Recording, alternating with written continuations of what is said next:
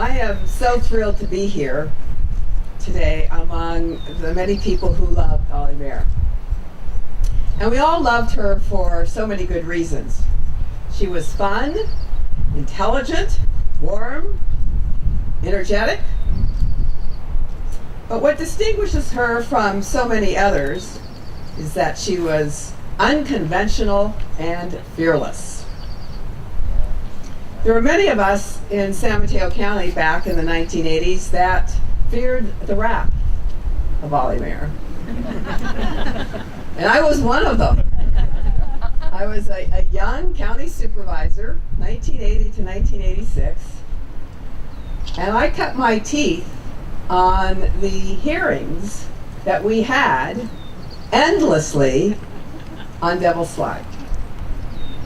And I was one of those who finally wanted the least offensive alternative. Ollie's laughing, and so is Lenny Roberts, which was then called the Martini Creek alternative. But nobody was happy with that. And so the concept of the tunnel was born. But Ollie Mayer was that force that was not going to let go. Many have called her a trailblazer. Well, she certainly was. In 1939, she was the only woman in her class at Swarthmore College to graduate with an engineering degree. Do the math, that was 76 years ago. She went on to get her master's from the University of Michigan and a job as a mechanical engineer at Sperry Gyroscope. When she moved to California, she opened her own business. It was a machine shop in San Carlos, and as you will see later, it also created science kits for kids in school.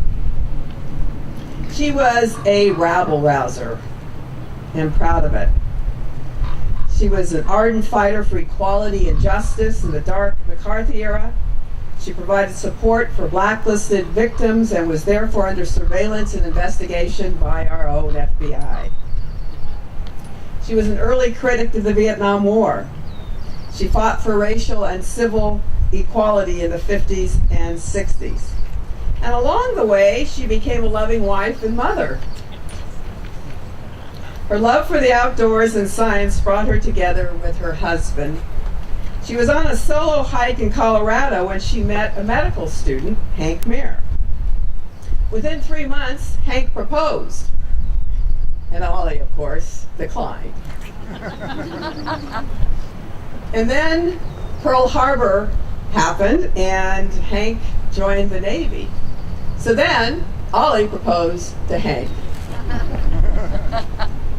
Within a year, the two were married. They built a beautiful family and had 2 children. I'm so happy that Judy and Brad and Bob and his wife Lisa and the 4 grandchildren, Reed, Drew, Connor, and Lauren, are all here, along with our newest member of the family, Ava.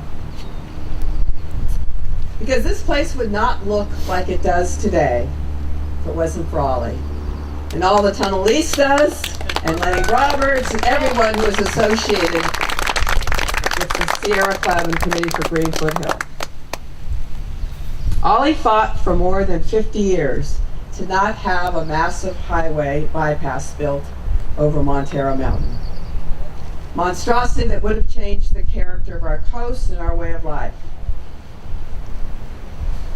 We now have twin tunnels and this beautiful trail to thank Ollie and all of you to make sure it happened.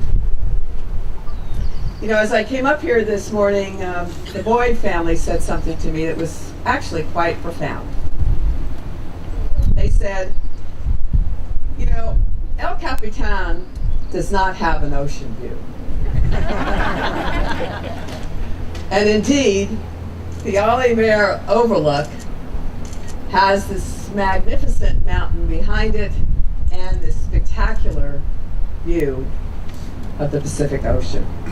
So I'd now like to invite the family to come up and receive these certificates.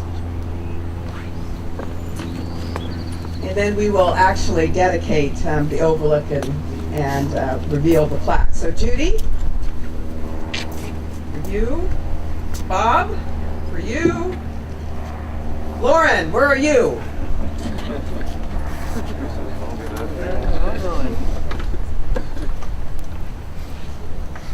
And Connor?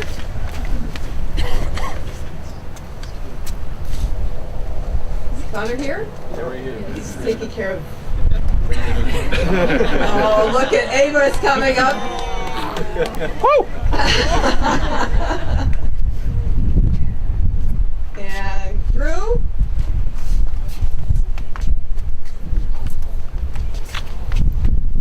Finally, Reed. And I'll read Reed's. Your grandmother was a trailblazer, a visionary, and an inspiration to all residents of the San Francisco Peninsula. Her passion for the environment and her ability to motivate others to act with her have preserved the beauty of Montero Mountain. With the dedication of the Ollie Mayer Overlook, her spirit will forever soar over the cliffs of Devil's Slide.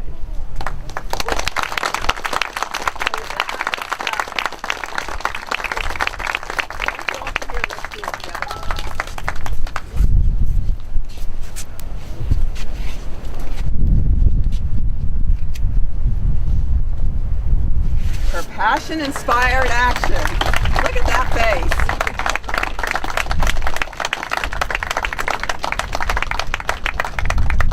This is really an extraordinary plaque that the family was engaged in helping create, and it will forever be here for generations to see what a force of nature, what a principled, fearless individual can do to keep this here for forevermore.